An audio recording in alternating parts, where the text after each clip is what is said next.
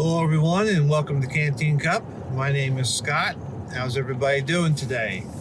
It's a nice, cool day here in Georgia. We woke up, it was in the mid to low 40s, and now it has warmed up to 50 degrees.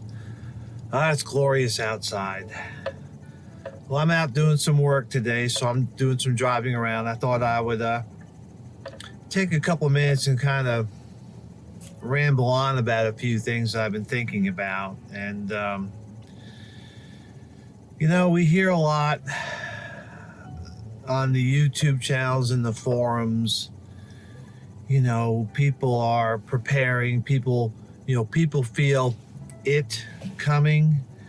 They feel it in their hearts, their minds, their souls, and they we read the news and lots of doom and gloom going on out there, and I think.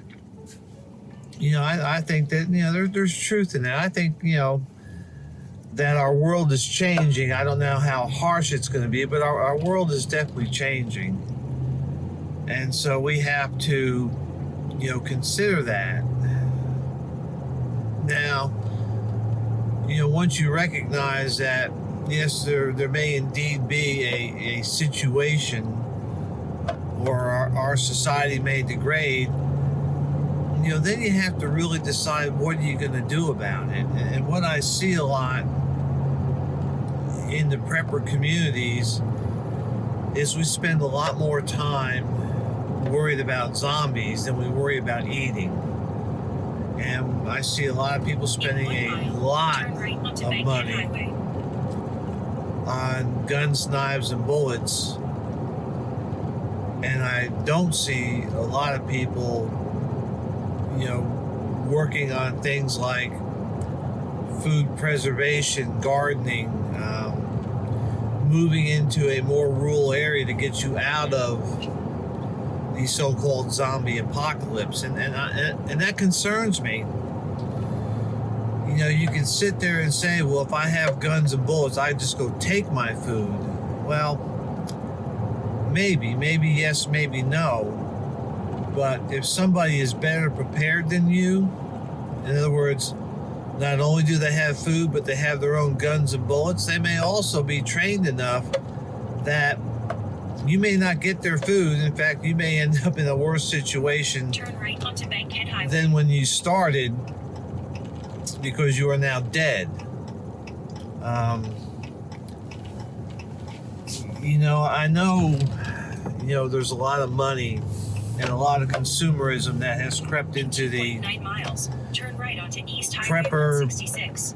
Survivalist community. People are selling books, and while that's not bad, and probably a lot of it's self-publishing stuff, but people are selling a lot of what I call doom porn, and people are buying it. And you go to some of these festivals and people are selling things and people are buying things, which is okay. I mean,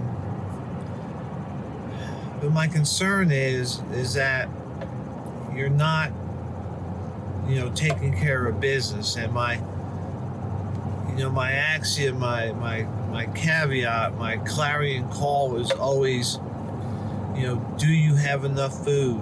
Do you have enough water? Can you defend your family? And can you maintain sanitary conditions? And I reversed the last two. I put can you defend your family as number 4 and not number 3. And I do that for a reason, because without food, without water, and without a place to poop, you're going to die. Disease will get you, starvation will get you. And so you really need to consider those things first.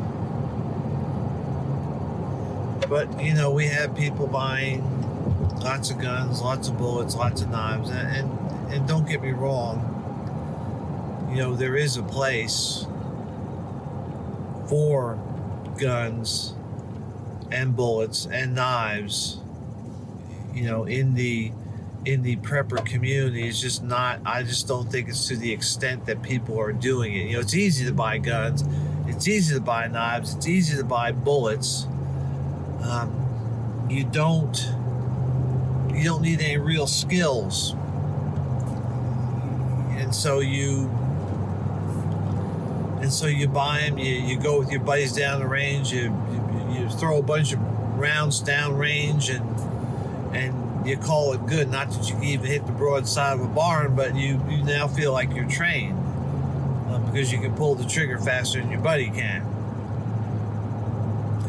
But I mean, if you're going to survive this so-called zombie apocalypse, or our civilization coming to an end, you got to eat. And you got to have water.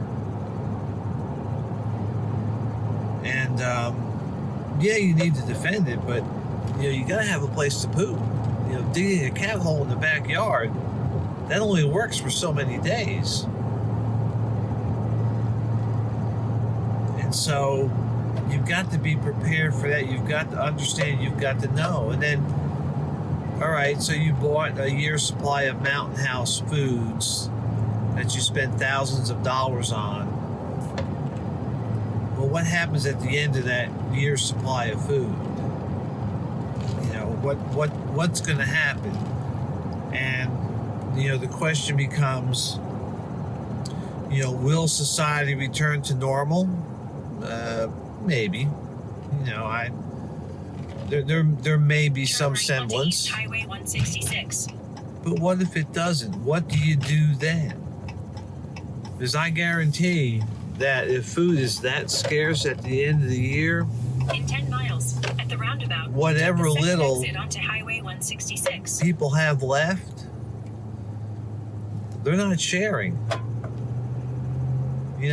They're going to have their food for their family, and so their gardens are going to be theirs. And more than likely, we talk a lot about tribes, we talk a lot about community. There's going to be, people that have gotten together and formed a mutual assistance group or a crew or a tribe or whatever. And that's going to happen, But also, too, you're going to have ad hoc teams or crews. And what I mean by that, if you live in a community, like where I live in a rural community. If you live in a community like that you all are naturally going to help each other out. I mean, that's what you do anyhow. But, if things start to go south, that little community will form its own group and they'll start to take care of themselves. I have no doubt in my mind that will happen. At least out where I live.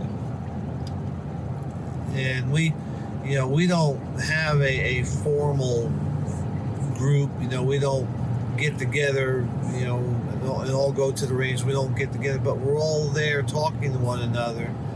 And we always say, if you need any help, call me. That is the over-resounding tone, is that we respect each other's privacy. But if you need help will be there. And so, instead of trying to form a small unit and practice small unit tactics, get with your community, find people that are like-minded, and just be their friend. Find out what skills they have, find out, what use can they be to the team, and then kind of shoehorn that in. I wouldn't always recommend, bringing in people from the outside, because your little community will pull together. Because I guarantee you, when I first moved into my house, which is about a month ago, but I've been in the process for about 4 or 5 months, within a month after I bought that property, I pretty much knew who everyone was in that community. And it's not that I went banging door to door. It's that I started talking to people. And someone says, we know so-and-so said this. So-and-so knows you're coming in. If you need anything, give us a holler. So-and-so, this person here, we're not too sure about. So I have a real good idea of the people, in my community. And that's just, That's just from talking neighbor to neighbor. And when we see each other, we stop, alongside the road, but somebody's in their front yard, I'll stop and chat with them a little bit. Just say hello, how you doing, but we get to know each other. So, if you've watched my videos, I've kind of toned down the rhetoric on the zombie stuff, and I talk more about, homesteading. And I think if that's where you're going to put your money, beat your swords into plowshares, because eating bullets is not healthy. But get out in your yard, get out in your community, start a garden, learn how the garden foods, get your property ready. And I just moved onto this property and the soil is horrible. I've got a lot of work to do to get my land even ready to have a garden. And so that's my priority now, is to really get the infrastructure on my property ready to have a garden. I've got about 6 acres. Most of it's wooded, and I've got a lot of clearing to do. I've got a lot of stump grinding, and so there's a lot that has to happen before I can even start thinking about food production or even animal production. So that's my focus. Do I have enough food? Do I have enough water? And I'm working on that. And then once I get those, then I worry about, can I maintain sanitary conditions? Do I have a place to poop and pee? Can I bathe? Can I wash the dishes? Can I make drinkable water? And so those are my priorities. And then after all that is taken care of, then I kind of worry about, defending my family. And don't get me wrong, I have guns. I don't have as many as I used to. I have what I need, but it's not my priority right now. I can shoot. I go to the range a couple times a year. I do practice, but it's not, I'm not out drilling and doing commando tactics on the weekends and stuff. Because where I live, I really don't see that. I really don't see that as an overall threat out where I live. I think as a community, we'll take care of each other, and we readily recognize a stranger when we see one. And so I think the community will take care of the people that want to venture out to where I live. Where I live is a gravel road and no street lights. And a lot of people are very uncomfortable going down roads with no street lights. It's dark where I live. And so, like I said, we'll take care of ourselves. But really, the best way you can take care of yourself is to take care of your family. Do you have enough food? Do you have enough water? Do you have enough first aid supplies? I never seem to get hurt unless I'm far away from medical care. And so we have I won't say an extensive, first aid kit, but we've got lots of bandages and things like that, so we can treat a lot of wounds. And we have means of cleaning wounds and disinfecting and whatever, and that's important.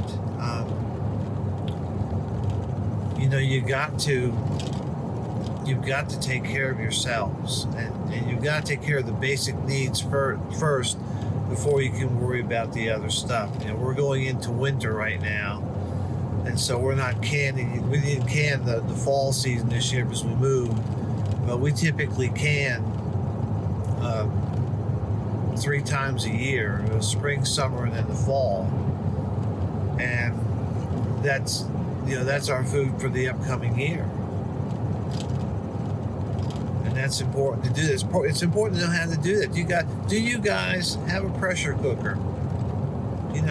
How many people can can foods? How many people can can vegetables? How many people can can meat? that's something you should, get yourselves invested in and worried about. You need meat. You need the calories that the meat provides. And you need the way to store meat without refrigeration, and canning is definitely the way to go. But you got to have to do that. And then you got to have the supplies and the equipment to do it. It's not a lot of equipment, it's not a lot of supplies, but you got to have them, because once things go bad, that's all gone. And so producing food and putting up food are two important things. And if you put up an excess amount of food, well, yeah, then you have a little barter that you can barter for something, or that you can give to a neighbor. So think about that. Again, like I said, I'm just out rambling about. I may do another video later today. We'll see. But I just wanted to touch base with everybody. I know I've been kind of out of the picture for a while, but there's just a lot of work to do on my new homestead, and I got a lot more to do. But I'm trying to, balance my time and balance what I do. So, okay, everybody, that's it for now. You all stay safe and stay secure, and we will see you out there.